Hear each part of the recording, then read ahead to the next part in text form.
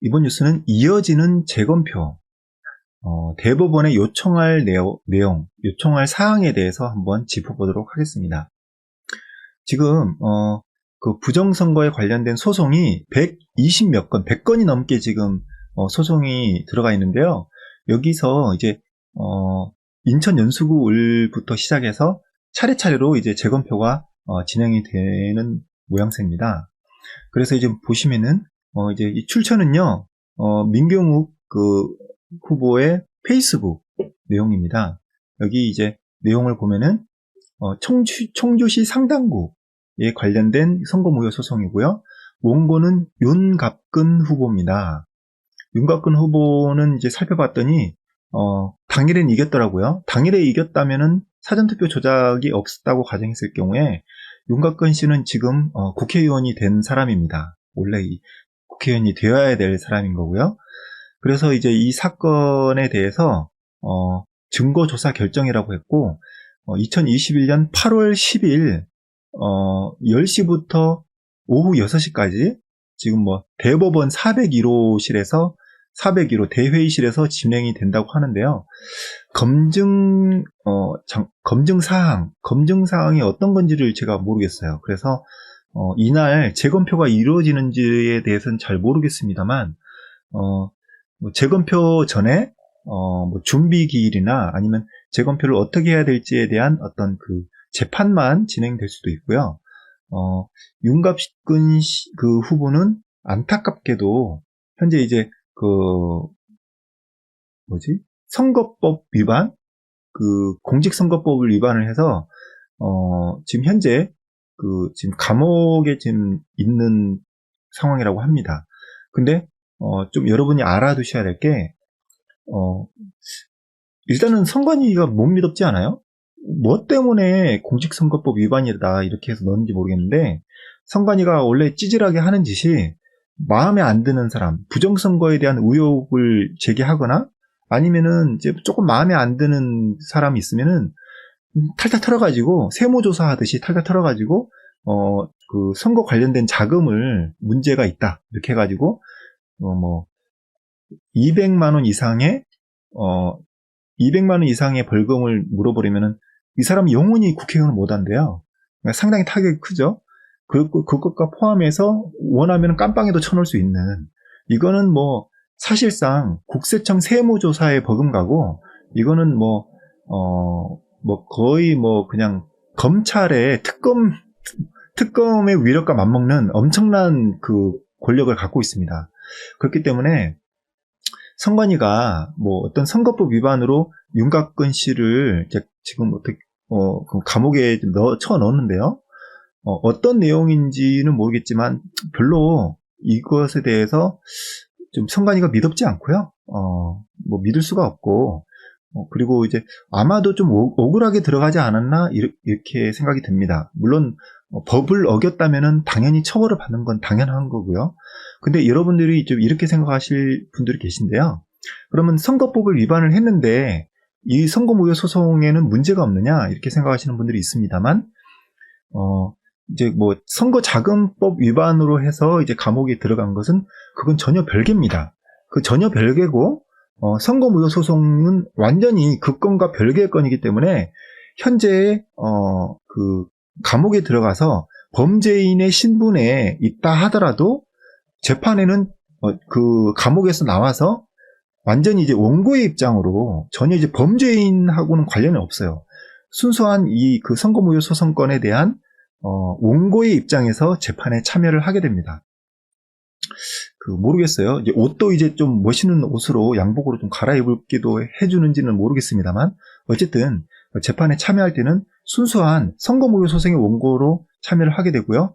대신 재판을 준비하기는 쉽지가 않겠죠. 계속 감옥에 있다가 재판 당일에만 나온다고 합니다. 그렇기 때문에 이제 이 모든 준비에 대해서는 해당 변호사가 준비를 해야 되는 어떤 부담감이 좀 있을 겁니다. 아무래도 원고와 상의를 해가면서 하면 더 좋을 텐데 변호사가 이걸 이제 다 전담을 하게 될 거고요. 그래서 이 변호사가 누군지 잘 모르겠어요.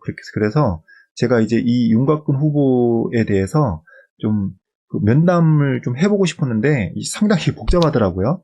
뭐 제가 어디 근처에 있는 교도소에 한번 가서 뭘 등록을 하고 뭐 상당히 복잡한데 수감 번호를 또 알아야 된대요. 뭐 어쨌든 복잡합니다. 어쨌든 그래서 이제 이게 상당히 쉽지 않은데 이분 변호사 담당 변호사라고 해서 제가 전화번호를 입수해서 전화를 했는데 전화를 안 받아요. 문자도 안 받고 답신도 안 하고요. 그래서 이 후보에 관련된 좀 재판을 준비하는 재검표를 준비하는 다른 분 어떤 분이든 좋습니다. 변호사도 좋고요. 어떤 분이든 연락처를 아시는 분은 저한테 좀 제보를 해주시면 좋겠습니다.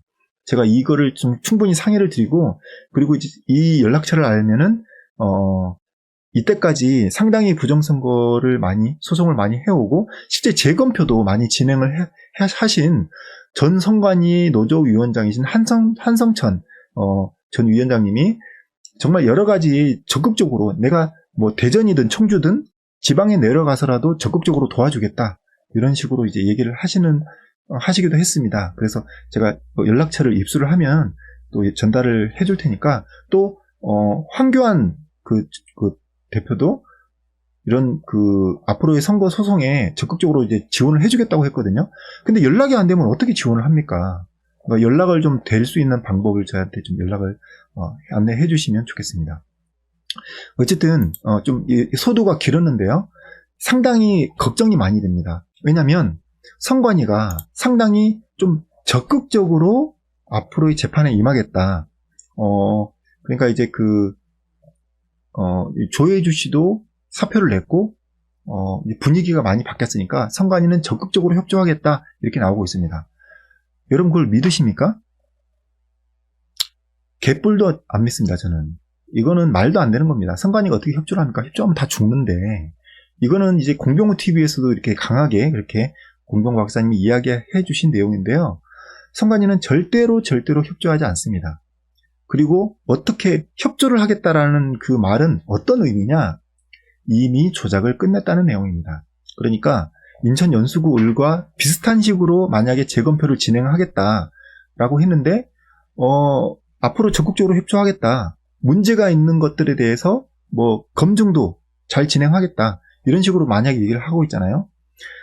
그렇다면 그 내용은 핵심은 뭐냐면 이미 다 조작을 끝냈다는 겁니다. 인천 연수구 을은 인쇄를 대부분의 이제 그 투표지 위조를 인쇄로 했다면 다른 지역은 이미 충분히 위조를 했다. 그러니까 이제 앱손 프린터를 100%로 뽑아가지고 인쇄를 했기 때문에 이제는 육안으로 아니면은 감정할 수 있는 사람이 들어와도 쉽지가 않을 거다라는 식으로 지금 상당히 여유를 부리고 있는 겁니다. 저는 그렇게 생각합니다. 분명히. 그래서 우리는 뭐랄까 선관위가 더더욱 완벽하게 조작을 했을 것이라는 것을 감안하고 가야 됩니다.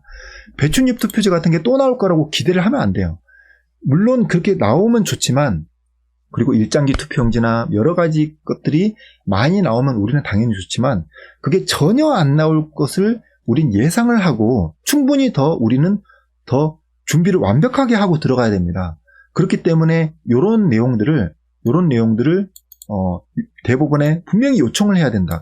이 내용은 이제 중앙선관위 전 노조위원장님이었던 한성천 그분하고 한성천 전 위원장님하고도 충분히 이제 얘기를 해서 도출된 결론입니다. 이것보다 더 추가될 내용도 있을 수도 있는데요. 뭐냐면은 이제 첫 번째로 대법원에 요청할 사항입니다. 여기 이 윤곽근 후보나 윤곽근 후보의 변호사가 분명히 대법원에 사전에 요청을 해야 될 내용입니다. 그러니까 빨리 해야 되죠. 지금 시간이 없습니다. 공개 재판으로 하라는 겁니다. 공개 재판으로 하라는 거고요. 그리고 모든 원고 측이 촬영과 녹취를 허가를 받아야 됩니다. 이게 만약에 무조건 이걸 해내야 되는 거고요. 만약에 안 된다고 한다면 재판 전체의 기록을 촬영, 녹취에다가 속기까지 허가해야 됩니다. 속기까지 모든 내용을 다 기록을 해야 된다는 겁니다. 그래서 재판 내용이 얼렁뚱땅 엉망진창이 됐다고 하면 이것이 역사의 기록이 돼야 되지 않겠습니까?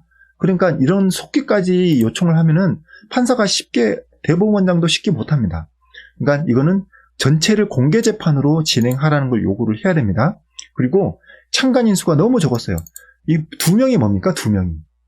아니, 이게 실질적으로 개표가 진행될 때도요. 참관인이 한 구당 6명입니다. 6명일 뿐만 아니라 당에서 6명이기 때문에 뭐 많으면 당이 10개면 60명도 참관인이 들어갈 수 있어요.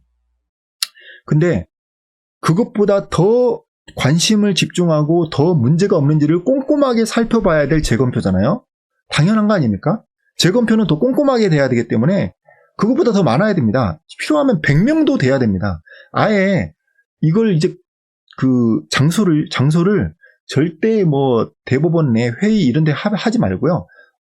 큰 운동장 같은 데를 해야 됩니다. 예. 제가 이걸 썼어야 되는데.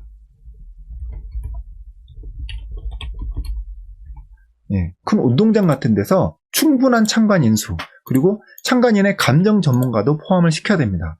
이런 식으로 진행을 해야 된다는 걸 강력하게 요구를 해야 되는 거고요. 그리고 감정인의 의견을 재판 내용에 포함해야 됩니다. 이번에 이봉규 TV에서 저도 잠깐 봤는데, 그때 재검표 때에 참여를 했던 그 인쇄 전문가가 하는 얘기가 너무 답답해서 변호사를 통해서, 개인이 독단으로 간 것도 아니에요.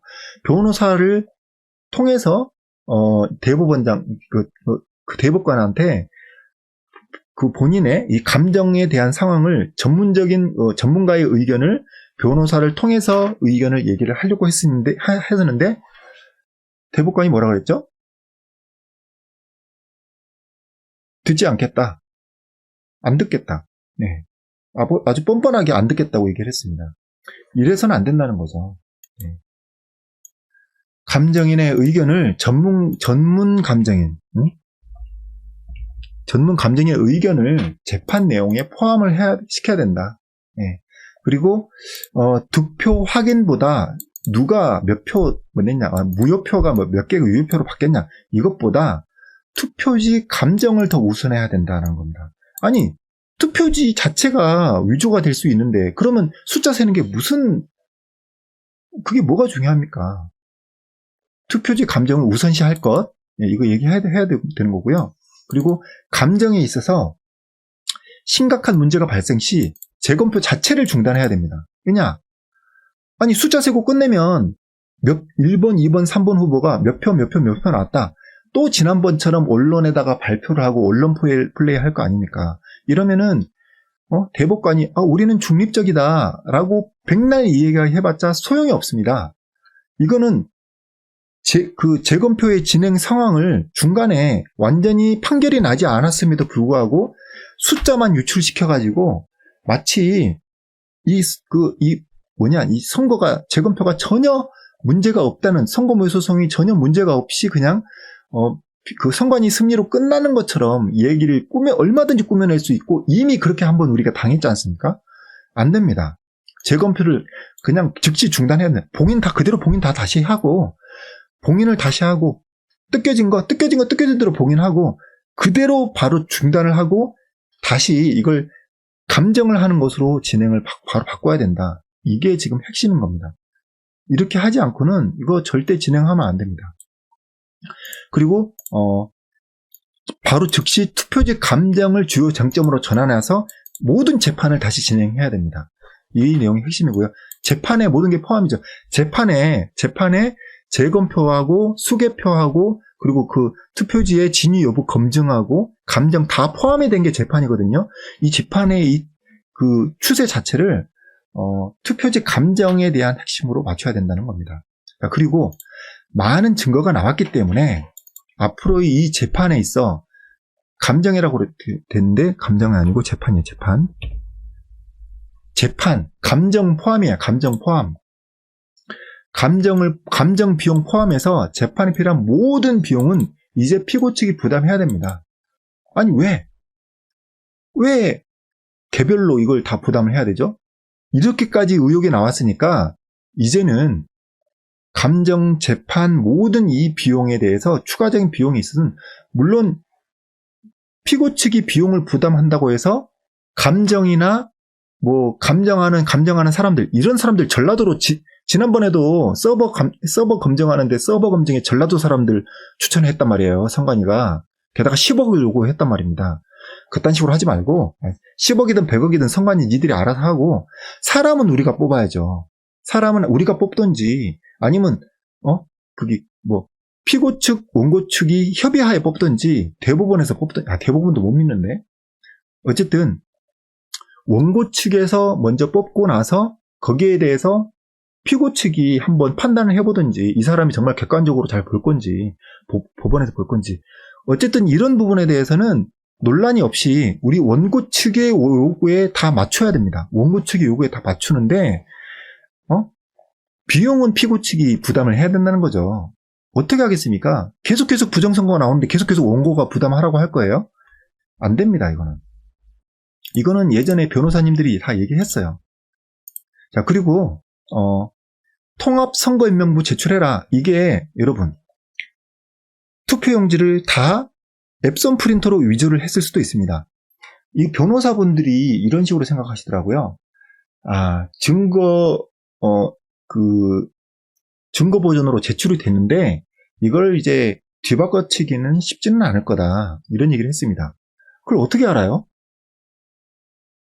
저는 못 믿겠습니다. 저는 대부분 못 믿겠어요. 못 믿겠으니까 상대방이 어떠한 꼼수를 쓸 건지에 대해서 완벽하게 대비를 해야 됩니다. 그러니까 우리가 사이로 초기에서부터, 부정선거 의혹 초기에서부터 계속 해오던 얘기를 그대로 해야 됩니다. 그대로. 네? 서버 까라는 거죠. 서버. 통합선거인 명부를 제출하라는 겁니다. 서버의 자료 그대로. 그리고 이거 불가능한 거 아닙니다. 서버 내용 그대로 까라는 거고요. 투표지 이미지 원본 제출하라는 겁니다. 원본 삭제했어? 삭제했으면은 포렌식 하라는 겁니다. 포렌식 하면 다시 지운 거 다 살려내요. 포렌식 작업을 할 수 없도록, 예를 들면 디가우징을 했다든지 아니면 SSD를 통째로 갈았다? 그러면 관련자 처벌부터 먼저 해야죠. 포렌식이 불가능하게 삭제를 했다. 아주 전문적인 장비를 써서 삭제를 했다. 그러면 얘네들 먼저 처벌부터 해야죠. 예. 포렌식 아니면은 포렌식 작업에서 다 복구를 해서 원본을 복구해서 제출해야죠. 원본 제출하라는 겁니다. 그리고 사본 제출할 때 또 꼼수 쓰지 말고 위조된 사본 이런 거 내지 말고 원본과 다름이 없음을 피고 측이 증명을 해야 됩니다. 원고 측은 여기에 대해서 그럼 납득을 해야 되고요. 예? 자, 그리고 통합선거인명부, 원본 이미지, 당일 스캔 이미지 3개를 동시에 대조를 해야 됩니다. 동시 대조. 지난번에 안 했죠? 동시에 대조합니다. 이거는 QR만 하는 게 아니라 도장 위치까지 다 확인해야 됩니다. 도장 위치. 자, 그리고 문제 투표지에 대해서, 자, 인쇄가 이상하게 됐다. 자, 배추님 나왔죠? 예를 들어서 배추님 가상 나왔습니다.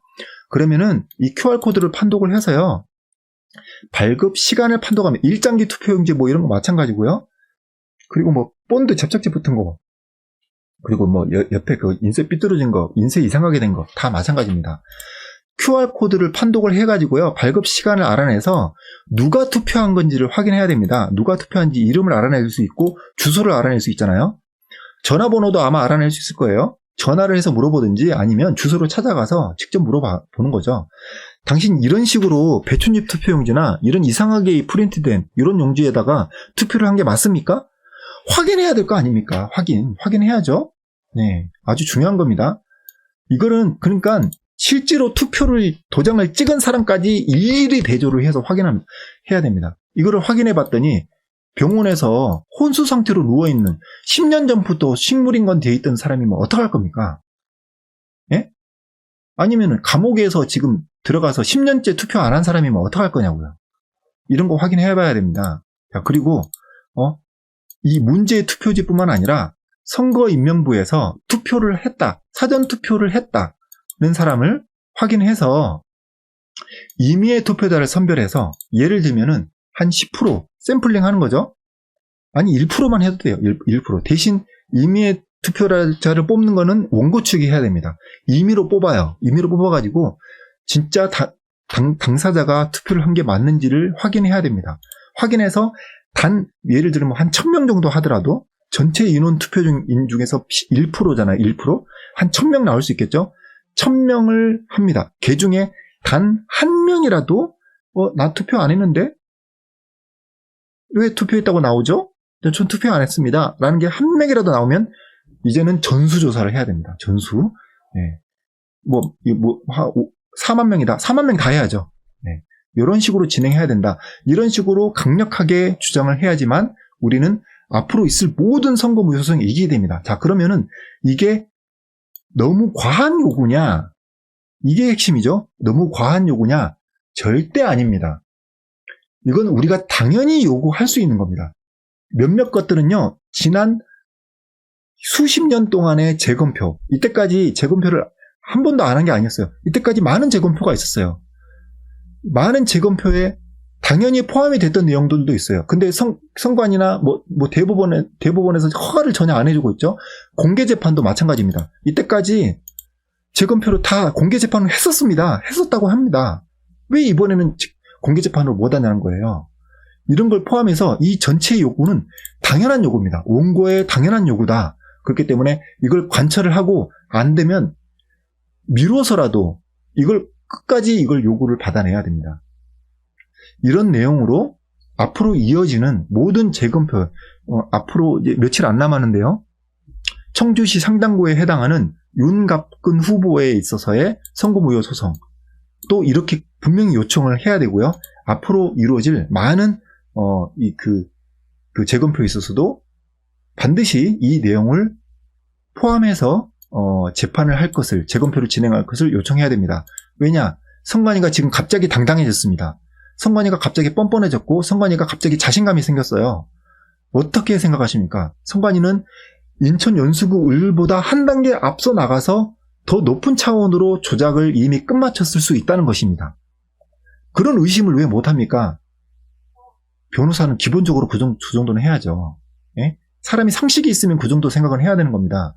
아주 기본적인 거다. 아주 기본적인 겁니다. 여기에 또 추가로 더 할 수 있으면 추가를 해야 되겠지만 아주 기본적인 것. 이것만 해도 충분히 앞으로 있을 모든 재검표는 완벽하게 진실을 밝혀낼 수 있다. 이렇게 생각을 합니다. 꼭 참고해 주시기 바라고 이 내용을 윤갑근 후보 변호사나 이 측근에 꼭 좀 전달을 해 주시기 바라고요. 그리고 황교안 대표에도 그 전 대표에도 연락을 한다면 앞으로의 이제 재검표 다 함께 한다고 했으니까요. 이것도 좀 전달을 해 주시면 좋겠고요. 그리고 저에게도 연락처를 주시면은 이런 내용을 이때까지 정말 수십 년간의 수십 년은 아니고 십몇 년간의 경험을 쌓으신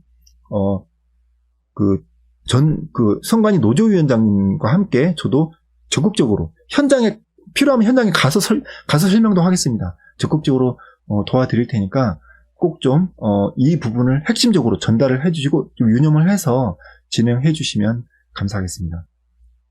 꼭 좀 당부 말씀드리겠습니다.